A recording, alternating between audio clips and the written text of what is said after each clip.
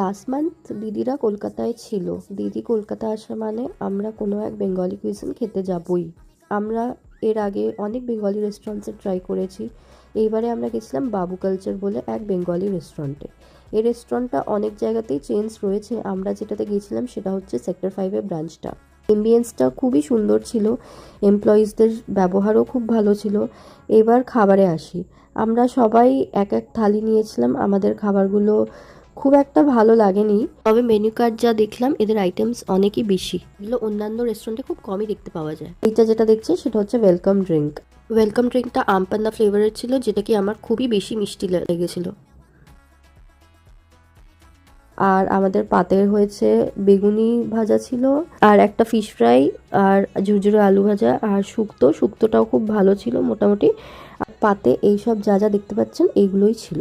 এই মাটন কষাটা শক্ত ছিল আর স্পাইসি ছিল না, একটু মিষ্টি মতো ছিল গ্রেভিটা। বাকি ভেটকি পাতুরি ঠিকঠাক ছিল। চিংড়ি মাছের মালাইকারিও খুব একটা ভালো লাগেনি আমার, চিংড়ি মাছ ভাঙা ছিল আর সাইজটাও খুব ছোট ছিল according to the price point. আর বাকি সব আইটেম ঠিকঠাকই ছিল, খুব আহামরি কিছু লাগেনি। তবে এদের নলেন গুড়ের আইসক্রিম অসাধারণ ছিল। আমরা আরেকবার করে খেলাম আইসক্রিম। খাবারের টেস্টটা কি ওরমই হয় নাকি আমরা যেদিন গেছিলাম সেদিনই একটু এদিক ওদিক ছিল, আমায় কমেন্টসে নিশ্চয়ই জানাবেন।